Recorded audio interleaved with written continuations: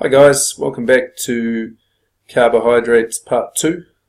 In this video lecture we continue on from our video lecture 1 where we talked all about simple and complex carbohydrates along with high and low GI and how that can affect the way we should probably choose carbohydrates during the general day and also around our training. In this part of our carbohydrate study we're going to start looking more about our eating of carbs around exercise and applying the principles of simple, complex, high and low GI carbs.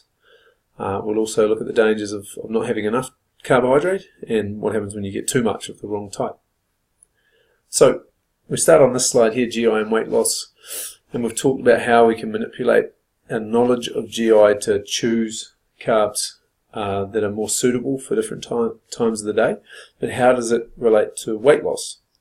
So low GI foods typically will keep you fuller than high GI foods because they don't clear the gut so quickly. The sense of satiety remains a lot longer. So a slower digestion rate triggers that lower insulin response, prevents that sort of panic insulin response that causes the rebound hypoglycemia and hunger that comes along with that. So it gives you a more steady sort of supply of energy over a longer period of time. But based on the data that exists in the literature right now, it's not possible to conclude that if you just follow a low glycemic index diet that you're naturally going to be healthier or lose weight.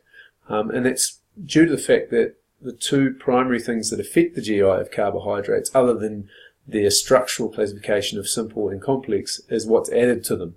And because we don't generally just eat carbohydrates in isolation, then the presence of fat and protein can dramatically affect the release speed of the carbs into our bloodstream. So we have to consider that. So GI ranks carb-containing foods according to their effect on blood sugar and how quickly that happens. And we know that high GI foods give you a fast response in terms of blood sugar, and therefore we get that insulin panic, whereas low GI gives a slower release of energy. And people often talk about these foods as giving you more sustainable energy. And I guess that's true indirectly, because it clears slower from the gut, and because we don't get that associated insulin spike, it allows the glucose to travel to the muscles where insulin opens those muscle cells and essentially packs glucose in there for later, which means that you have more available for your activities later on. So yeah, I guess in a sense it does give you more sustainable energy. Post-exercise, we've talked about how the body has a high demand for glucose at that point, so the brain will allow high levels of blood glucose to exist for a short time because it knows that as soon as it circulates, the muscles are going to be pulling that in to replenish their glycogen stores. So what are the benefits of a high complex carb diet? It's important we hinge on that word complex, because the opposite of that is the one we see at the bottom here, which is a diet high in sugar, which is also a high carb diet, but not necessarily what we're after. Firstly, studies will show you that people that have more complex carbohydrates in their diets, and that includes obviously things like whole grains and fruits and vegetables, typically have better weight control. They would normally exhibit greater control over their weight and maintain a healthier body weight. We also see a lower incidence of heart disease in those that eat fibre-rich foods and reduce their fat and saturated fat in particular intake. There have been some studies that show that foods rich in some carbs, especially green and yellow veggies, protect against some forms of cancer. At this point, it's unclear whether it's from the type of carbohydrate, the fibre, etc., or is it from the vitamins and minerals that are contained within those, or a combination of both. More complex carbohydrates and less sugar usually results with less rate of diabetes because fibre delays that emptying, and therefore we avoid those glucose surges. And the presence of fibre also enhances the health of your gut. Stuff is shuttled through the gut a lot quicker. The fibrous tendrils of the fibre will scrape the walls of the gastrointestinal path and therefore stop food waste having too much contact with the colon wall. And there is some evidence that the longer food waste has contact with the colon wall, the higher your likelihood of developing polyps and then potentially a cancerous growth from that. Diets high in sugar, on the other hand, are a whole different ballpark. So let's have a look at that. The problem with diets high in sugar is that usually you bring into question the diet quality. Things high in sugar are not usually high in the key vitamins and minerals that we're looking for, and also the fibrous aspect is often lost as the refining process that looks to take the sugary centre from some whole foods is removed and just leaves you with the sweet and fast-releasing sugars. There's obviously links there with dental cavities, and it is one of the fastest way to lay down body fat by eating regular high amounts of sugar that the body has no demand for. So those high GI foods that clear very quickly are the most dangerous there. A lot of these high sugar foods, when they come in a manufactured form, often have high amounts of fats in them as well. So you get that double whammy of high fat, high sugar, and then often high salt, as the salt is used to balance out the sweetness of the sugar. Diets high in sugar have been indicated with heart disease. Unusually high doses of sugar alters your blood lipid profile, and we know when you've got a lot of fats floating around in your blood, then you're more likely to succumb to a heart issue. Moderate sugar intake has little to no effect. And there's this other one here, I enjoy this one, but there's no clinical evidence or scientific evidence to support this, but a lot of anecdotal evidence that suggests that high sugar intake is linked with criminal activity and in children, obviously, misbehaviour. So how are we doing as a country?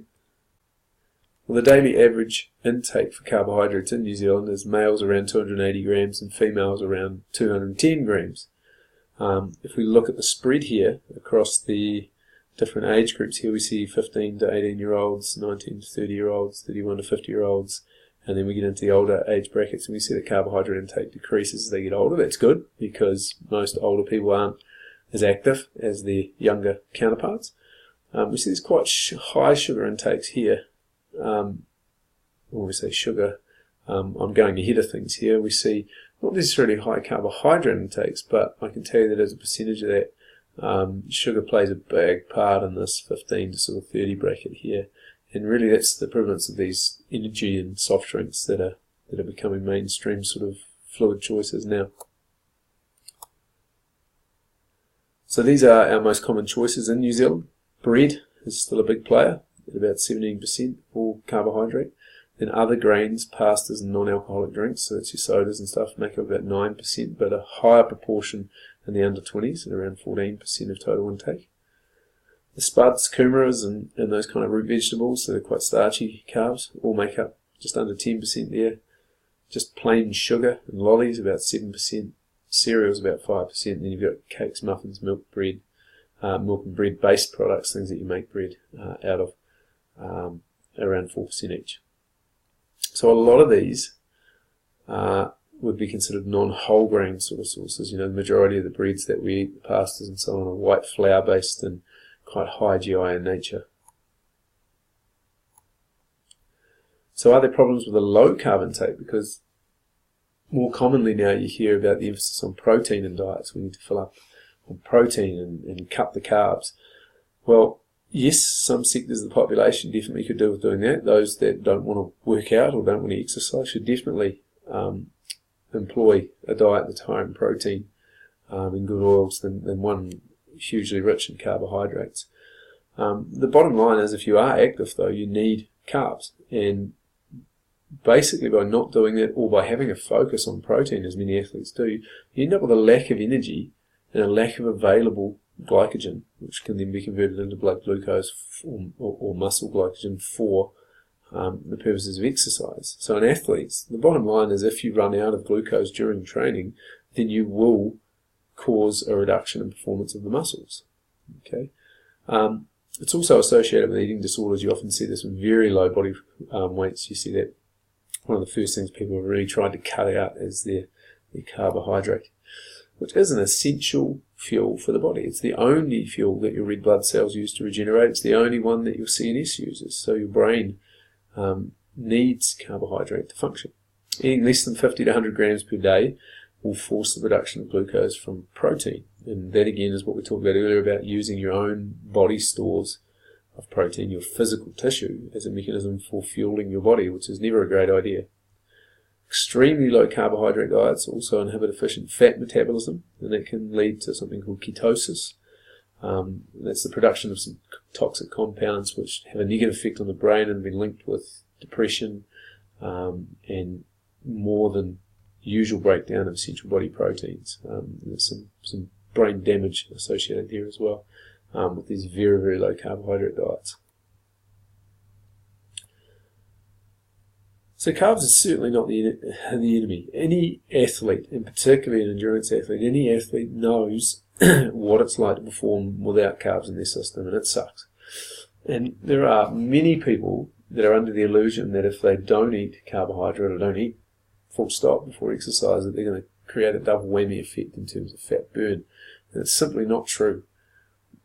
The blunt reality is carbohydrate is needed for any decent level of intensity exercise. And if you want to get results, whether it be performance or weight loss, you need to burn calories. The maximal calorific burn will occur with the highest intensity of exercise that you can maintain for the longest period of time.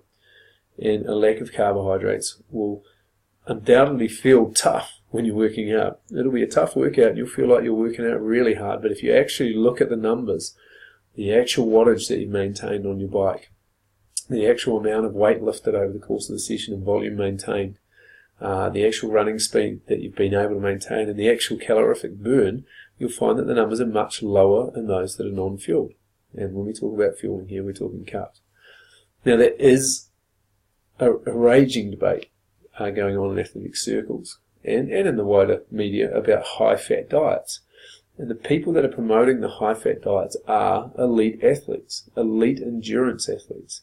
What they're doing is they're looking for a way, because they know routinely they're going to run out of carbohydrates in the course of their events, because they're doing these 2, 3, 5, 8, 12 and 24 hour type events. There's no way that we can keep up with carbohydrate demand. So they're looking for a way in which, when they know they run out of carbohydrates, that their body can utilize fat really effectively. But there's a huge difference between these people and your average population member. Okay, so a Lance Armstrong eating is massive. I'm presuming that's either a sweet pie, something like a lemon meringue or something like that. The huge advantage this guy has, or a fit athlete has, over the sedentary or normal population is that their bodies are finely tuned and have routinely become accustomed to running out of carbohydrate, and their body has recognized that there needs to be a secondary fuel source that is not just protein, because if this continues and we continue switching to protein, then we're just going to waste away completely. So it is possible to teach your body to be better at utilizing fat as a fuel source, and that's what we also want to achieve with our weight loss clients. It would make so much more sense to make your body a fat burner rather than a fat storer. The problem comes when we don't work out that much, and if we don't work out that much, our body is never going to look at fat as a meaningful fuel source, because we're not doing the volume of training that would force it to make adjustments. And when we get into the weight loss set of lectures coming up, we'll discuss this in some greater detail and give you some more meat on the bones of what we've just talked about there. So carbs is your rocket fuel. It's your petrol. The same way as a car needs petrol, your body needs carbs. If you wanted to put the foot down and get any meaningful sort of spurt out of your car on the open road, then you need petrol. The higher the octane, the better the result generally.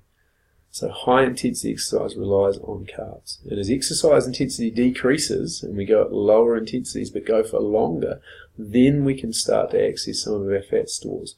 But most people don't or can't train long enough. You know, in the average population member, if they start doing aerobic-based exercise, it'll be a good 20 minutes before their body even considers breaking down fat as a fuel source. Whereas in the case of an elite athlete, their body might start to mobilize some fatty acids for fat use as a fuel source after the 2 to 3 minutes of activity, because they're routinely doing exercise for long periods of time and their body is expecting to go for long periods of time. Whereas your average punter who decides to start their new exercise regime leaves the front door and goes for a jog, and their body basically goes into shock. What are you doing? what is this? You're making me very uncomfortable running at the moment, and I know you're not going to do this for long, so I'm not going to bother trying to access this large store of fat that I have stored in me. I'll just break down these carbs, and when they run out, you're going to hit the wall, and it's going to be over in a matter of minutes.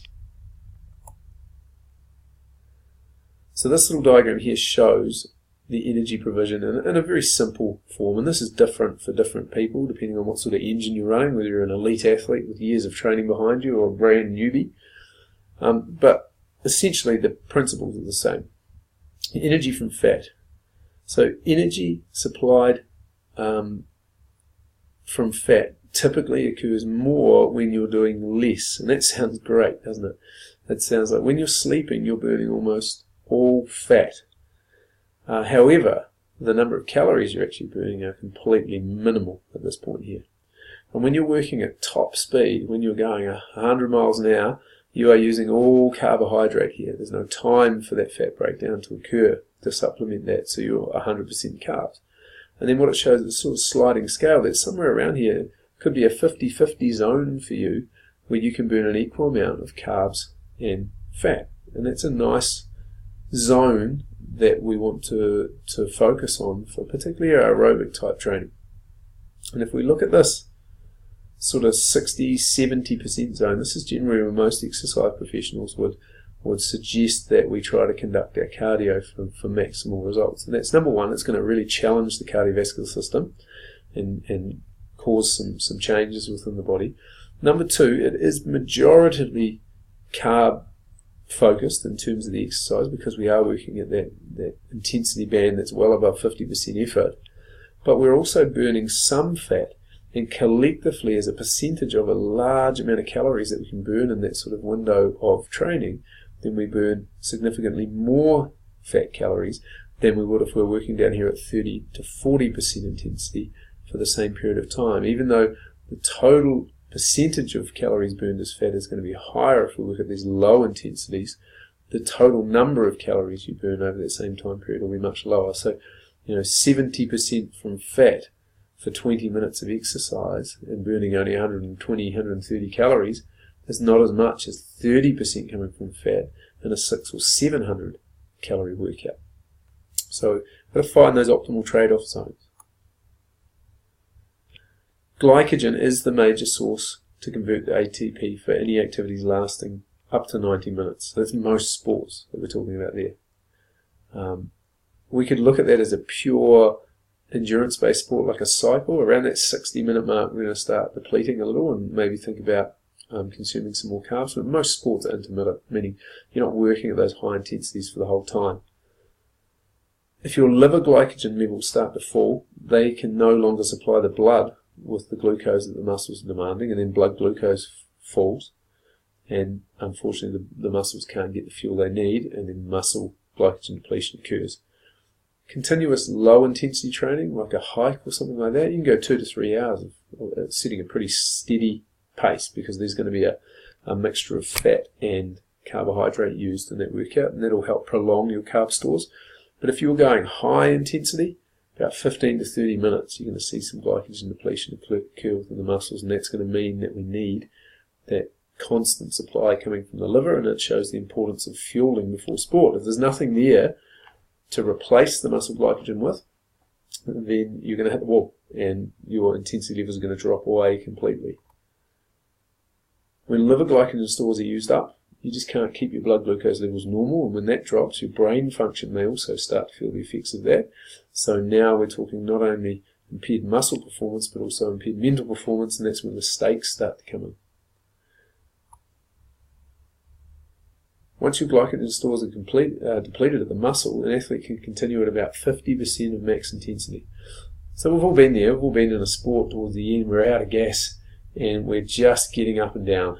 We're not able to put the foot down anymore. We're in that fun run, that city to surf, and we're just getting home, one foot in front of the other. There's no ability to race someone at that point or anything like that. The whole purpose now is just getting one foot in front of the other, and that's an indication that you've tapped out of your energy reserves there. So, with this in mind, anything lasting more than an hour of continuous type effort is going to probably need to consider carbohydrate replacement during the session. Okay, if you're only going for 30 minutes to an hour, it's usually not vital, provided that you've actually taken in enough carbohydrate in the pre-event window to fill your stores in the first place. This little chart here is quite a useful chart to consider. We'll put weight training on the back burner for a minute. We'll talk about that. It's got its own special sort of set of notes around this one here. But if we look at this, basically we're looking at the longer activity on the right here, 2-hour marathon, an hour's cycling, a basketball game, and 200-meter hurdles. This is by far and away the shortest and most high-intensity event. This has a good level of intensity, but is somewhat intermittent in terms of when you put the foot down and when you get a rest and when you sub. This is just a constant sort of cycle for an hour, sort of keeping that 70% heart rate sort of going, I imagine. And then this is a 2-hour marathon, which has to be run at a slightly lower intensity for most people, but for a longer period of time. And what you note is that carbs are in yellow, proteins in green, and red is fat. The most fat use in these 4 events here comes during the marathon, when of course we're going to run out of carbohydrates. What you'll also see is it's roughly a 50-50 split of carbohydrates and fat, and that will depend on the trained nature of your body. But if we're honest, how many untrained people are running marathons? These guys would have been out beating the streets before they tried to run 42 Ks. So there's a level of training that's gone on where the body has started to make the adaptation to using fat as a fuel source. So about a 50-50 mix there. And you also see the predominance here, or the growing reliance on protein. And that again is in reflection of the fact that you will run out of carbohydrates and your body will turn to protein as an energy source to get you across the line. When we think about that, that's physical tissue that we're using up. And of course, well, what do marathon runners look like? They're not muscle-bound guys, generally. They're usually very elongated muscles, very lithe and sinewy. And that's because we're basically relying on the muscle tissue that we have to get us through the race on a regular basis, which means even more important that we should ensure that we get enough carbohydrates in our system and make sure we take care of our protein needs post-training. For the cycle, it's done at a higher intensity, so we see more carb use, but of course, because it's aerobic in nature, we do see a decent amount of fat supplementing that carb use. For the basketball game, almost all the activity on the court is going to be carb-based, but in those periods of time where your heart rate returns to normal and subbed situations and stuff like that, you'll see the heart rate drop back and a little bit more fat use predominate there. 200-meter hurdles, pure carbohydrate. 90% carbohydrates used in that period, and this predominantly is probably in the immediate aftermath when the heart rate starts coming down. And then a weightlifting session, which has its own, it doesn't really fit in with this, but it makes sense when you think about this. Weightlifting sessions are usually pretty intense. So people are looking to be as effective as they can in the time that they have in the gym. But how much of the session is actually lifting and how much of the session is resting? And I think this sort of explains the percentage of carb and fat use there. This is the lifting. Maybe 40% of the session if you're lucky, if you're a good trainer and a really focused trainer and really watch your rest periods. And in most people, you would see even longer than that, so about 60% fat burning going on there as well when the heart rate comes back down to those lower intensities in between sets. So I guess worth noting, just on that point there, that carbohydrate is not going to be as important for a weight training session. It's still very important, but the total amount of caloric burn during a weight training session is usually much less than an endurance-based session or a sports session over the same period of time.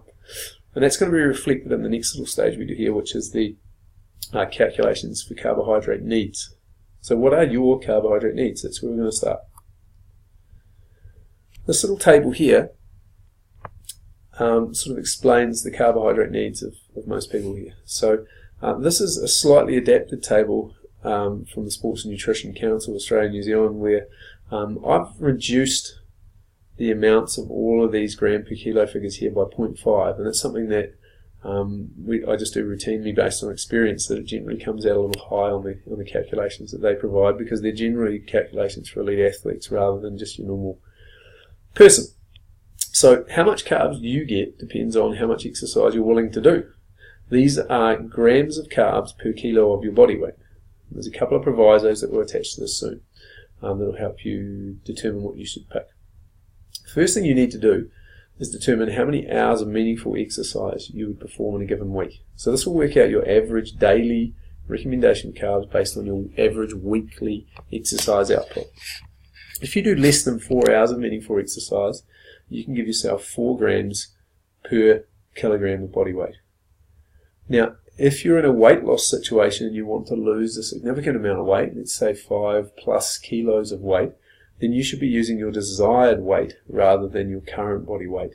And that will help generate a greater caloric deficit, which should kickstart that weight loss there. If you're doing 4 to 6 hours of training a week, which is roughly nearly an hour a day, then you get 4.5 grams of carbs per kilo. 7 to 9 hours, 5.5, 10 to 13 hours, 6.5, and then 14 to 20, you're getting into elite athlete sort of status here. If you're getting upwards of 20 hours training a week, then you can start looking at these higher numbers here. However, if you are predominantly doing weight-based training, okay, so let's say you're in the gym 90 minutes a day, 6 days a week, and you're not doing any cardio at all, then you can dramatically lower this amount because, like I said before, the calorie requirements, particularly from carbohydrate during weight training, are nowhere near as high as those from cardio-based activities, as we showed you in the little graph on the page before. So, first thing, if you're doing about 50% of your sessions that you do during a week are weights-based, then you should take a full 1 gram per kilo off the figure that you've chosen there. So let's say you're doing 7 to 9 hours of weight-based training, and half of those are weights, then you would want to be taking this figure here and reducing it down to 4.5. If over 75% of your training is weight-based training, you can take a full 1.5 grams reduction off the figure that you chose. So let's say you're doing 6 hours of weights, pure weights a week, nothing else in there. You would take this here and it would drop back to about a 3. Okay, because once again, the calorie requirements from carbs of weight training are far less than that for a sport or for a cardio-based program. So an example here, Sally weighs 65 kgs. Sally trains 12 hours a week. Okay, what we would need to know is what she does, and I can tell you that she's an endurance athlete.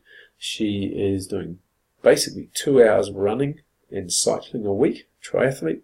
So she would get 65 kgs and times that by 6.5 grams, going back over here, 12 hours per week. She's right in the middle of this. She's an endurance-based athlete. She gets all of that.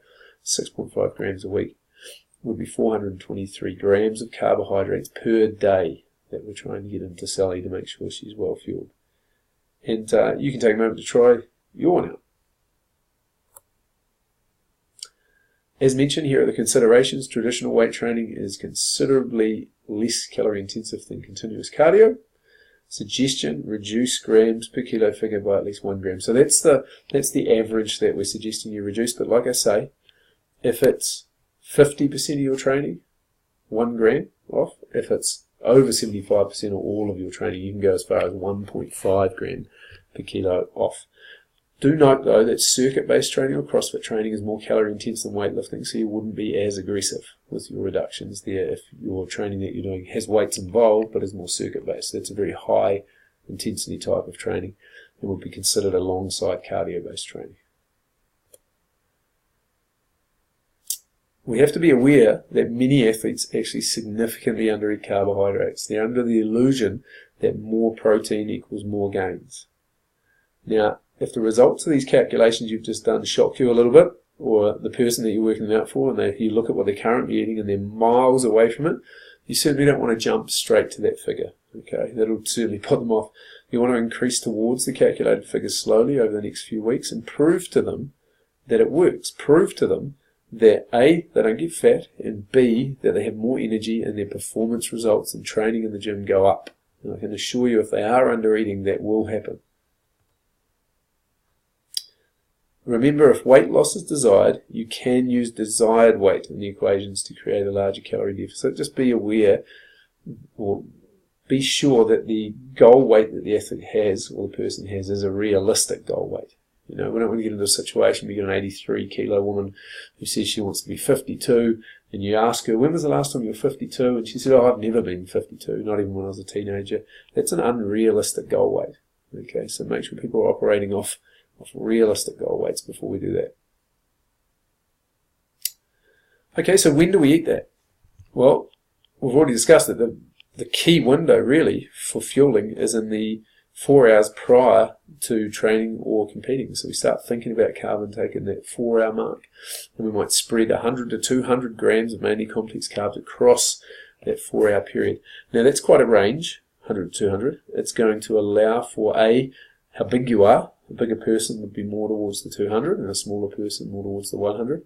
It's going to also depend on how intense the training is and how long the training is going to go for. So if you're just doing a 20-minute jog, no, we don't need this volume of carbohydrates. If you're doing a meaningful 1 hour or 90-minute match or something like that, you're playing football or basketball or something like that, then yes, you want to make sure you're in this zone here to make sure you have full glycogen stores when you hit that court. The closer you get to exercise, so if we're looking to balance this out and eat maybe a larger meal 4 hours away and something smaller within 2 hours, then the closer you get, you move towards more a mixture of low and high or low and medium GI foods so that it doesn't sit in your guts for too long. And best practice is probably if less than 1 hour before exercise, stick to liquids in terms of getting those carbs in. That's a practice thing. Everyone's different. Yeah, some people can tolerate food in their stomach close to an event, and some people can't. So you'll have to practice that with your training before you get into a competition format. During exercise, the only people who have to worry about fueling during exercise are those that are going to be engaged in exercise for well over that 1 hour mark. So if you are doing an endurance thing or a sport where you're well over the 1 hour mark, you may start to consider refueling. 30 to 60 grams of carbohydrates per hour after the first hour is the level of ingestion we should be looking for, and these should be high GI, easily absorbed carbs that are very low in fat and protein. You have a huge demand for carbs at this point, and you just need to get them into your body as quickly as possible. The easiest form is obviously fluid. You can use some easily absorbed bars, gels, etc. as well that are designed for this purpose. And then post-exercise. The big thing here is the post-exercise feed needs to be planned. And this is where people let themselves down. You should have access to this food almost immediately upon finishing training, rather than driving home, trying to cook something and snacking from the cupboards while you wait. 1 gram per kilo of body weight is suggested for carbohydrates, along with 20 to 30 grams of protein. And within an hour, typically will yield the best results as your system is still elevated in terms of heart rate and delivery, and we can get it to the muscles very quickly. Carbs and protein consumed together seems to best create the desired insulin response that we're after in this post-workout phase, and there's that high demand for glucose within the muscles at that point as well, so any type of GI is okay. You can use high glycemic foods, and this is where athletes often eat a few of the things that they're told not to eat at other times of the day, so maybe the lollies, the sports drinks, the white breads, the white rice, that kind of stuff. Personally, mine is Pam's cream rice, chocolate cream rice, 85 grams of carbs, high GI carbs in there, matches my needs perfectly. You also have the little readings at the end of your carb booklet or carb notes, and one of those is the Australian Institute of Sport findings on the stuff here. So I don't want to delve into this too much, but basically I just want to show you that the elite athletes at the Australian Institute of Sport, this is what they're given. It talks about how much they need. It's got grams per kilo that are broken down into different training phases there as well. You can see the stuff I've been telling you is actually relatively conservative. You look over here in general fueling up for events less than 90 minutes of exercise.